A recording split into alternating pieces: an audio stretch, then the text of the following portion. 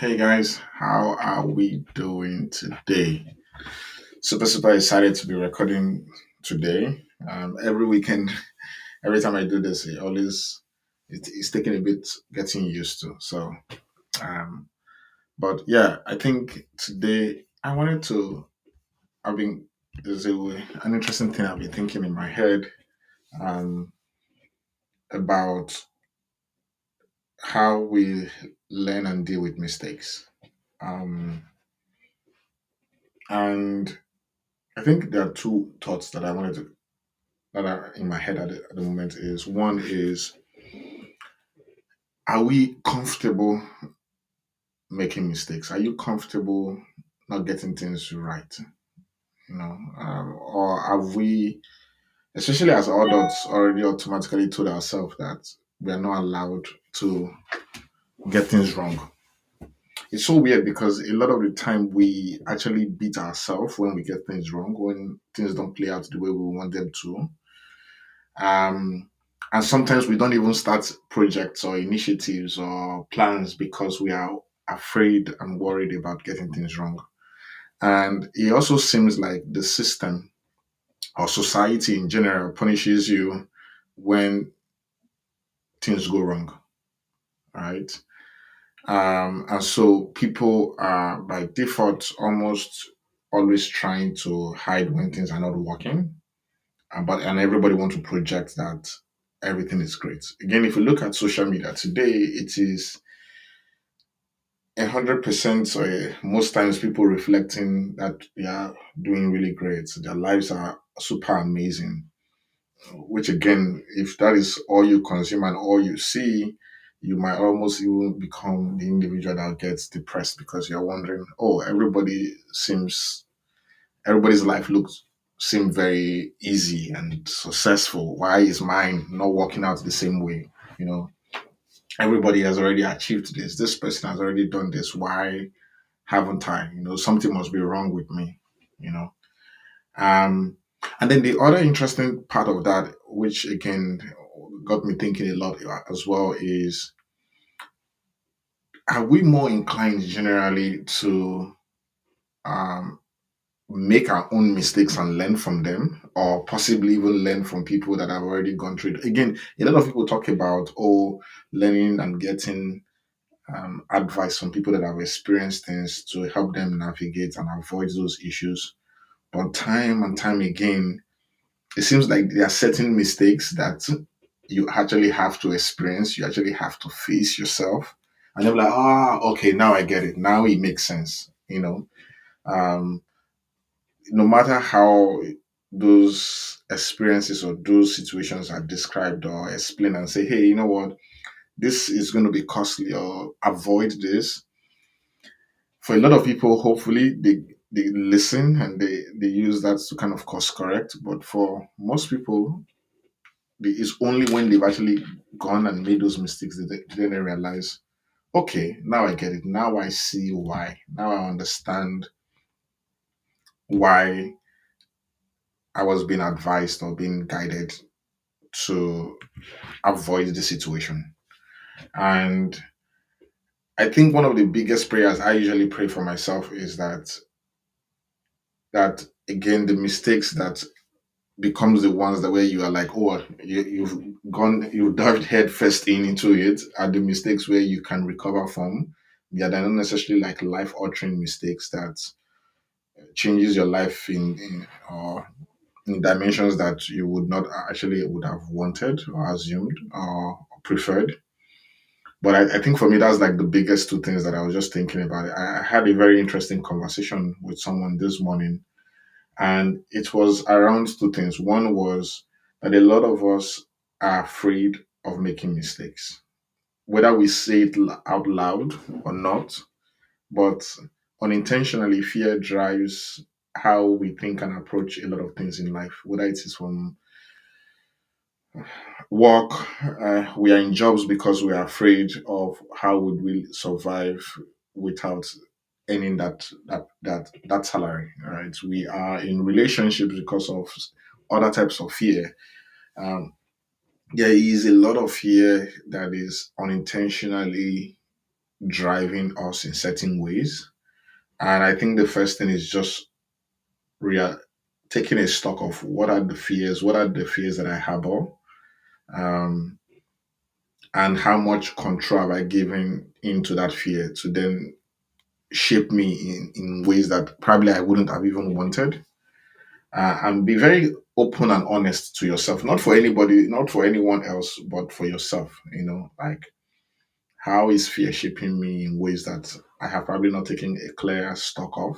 And how can I be a lot more intentional about what does that mean? I think that's the one big thing I actually realized that again. And I think that's why somebody said that is the beauty of being a child, right? The A kid hasn't experienced so much of life and they've not been framed in that sense that they it hasn't shaped them in that way, you know. And I think the other part really will be how are you intentionally shaping your life and looking at the mistakes and also not looking at the mistakes you've made previously to then use that to become a yardstick for everything that happens next, you know. Because again, you've done something and it hasn't worked. A lot of the time, that has shaped you or changed you in ways where you are no longer comfortable or confident trying anymore, because you are worried of the impact and the cost of making a similar mistake, you know. And so for me, it will be what are you learning from the mistakes you've made? What have you learned from the mistakes you've made? What is the fear that those mistakes have left ingrained in you in some sense that is affecting how you think about a lot of things. And this is irrespective of whatever you do. Again, a lot of people in this context when I was having this conversation was person was in a job where it's not a great job, but they were very much afraid of what was going to happen or how would I survive, how would I live if. And then thankfully I was like, look, depending on the society you live in, obviously there are certain measures that gives you fallback, like a safety measure. But he also then starts thinking about like for that individual now, there are a lot of things that they would have loved to do with their life, but they're in a place where they're doing a certain set of things, again, which is understandable. There are times where you just have to do what you have to do to survive, to kind of get to that next hurdle. But how do you ensure that it doesn't define you? And how can you use that to reinvent yourself? We have stories of people that have reinventing themselves over and over again, and they've not allowed the mistakes or even the actions they took at a certain point in time to kind of fully define the course of who they are as a person. You know, so yeah, that's I think that was like the weird, interesting thing I wanted to chat about this evening about how a lot of the mistakes we've probably made shapes us even in subtle ways that we do not know, and how we all carry some sense, some sort of fear or worry, or uh, spoken or unspoken, certain worries that we carry. Oh, everybody, he's. I remember a few years ago, a friend of mine used to tell me, say, Francis, all of our friends have raised money. We're the only ones that hasn't raised money.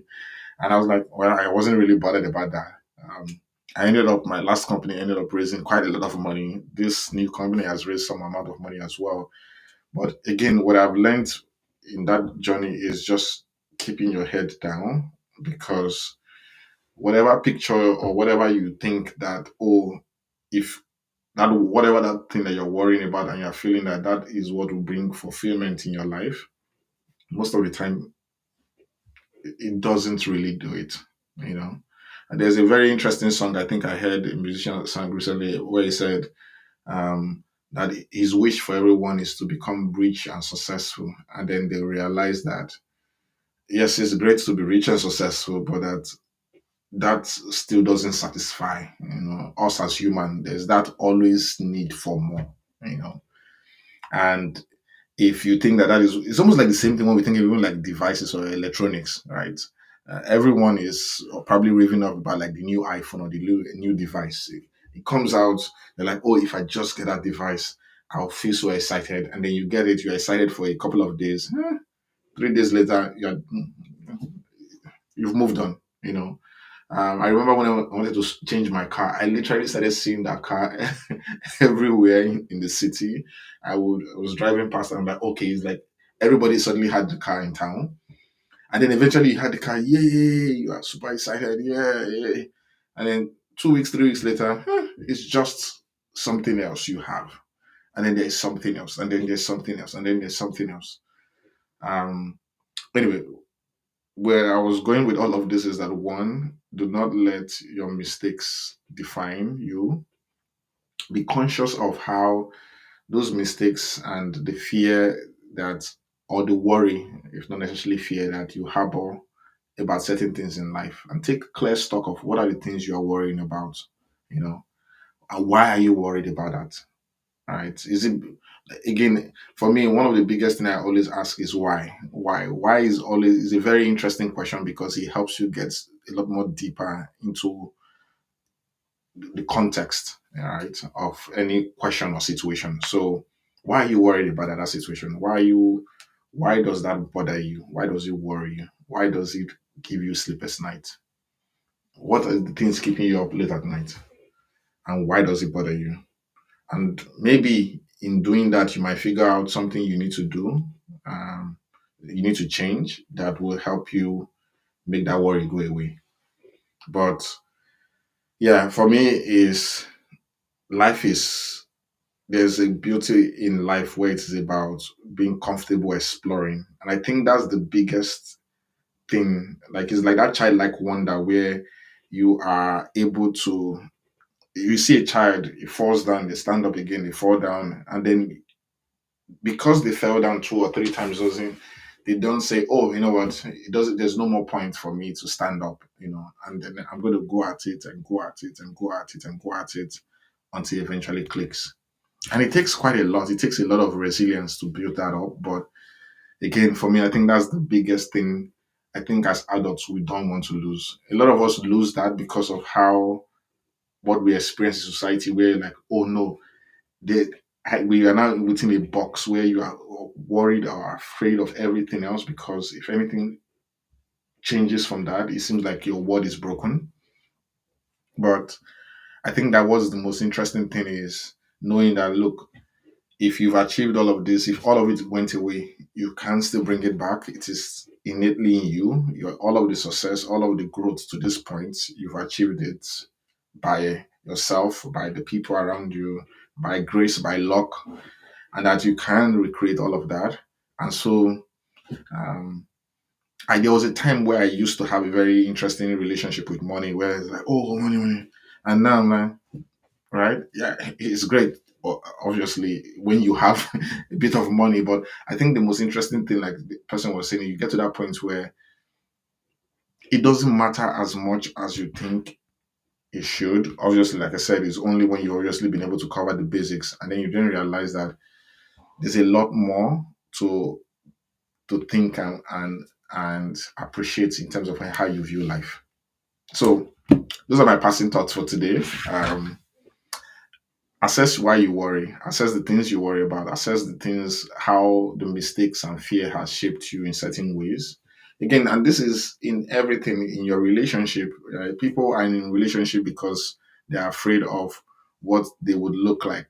Again, somebody used to say that a lot of people are afraid being in relationship with themselves, just having a relationship with yourself. Some people have never really had an intimate relationship with themselves, where they can take themselves out and just enjoy themselves and um, spend quality time with themselves, you know.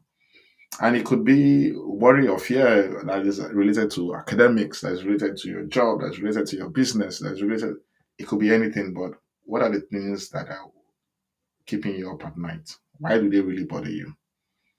And is it because of someone? Is it because of what society or what people would think of you? Because what I've really, really realized, nobody really cares. In the grand scheme of things, right? They also have their battles they are fighting. They also have a lot of things that they are dealing with. Yes, people will probably talk, but again, if you lost it all, people will probably talk for a few minutes and then there's another news cycle, new story, they'll move on. So ask yourself, why do I really care about what anybody thinks? Why does that really matter? And how can I really focus and then go after aggressively, unequivocally about the things that I really care about and I really want? So do that stock, do that audit, and then maybe you go into the new week with a fresh perspective about how to chase that idea, that dream. And maybe sometimes it's also about also letting go.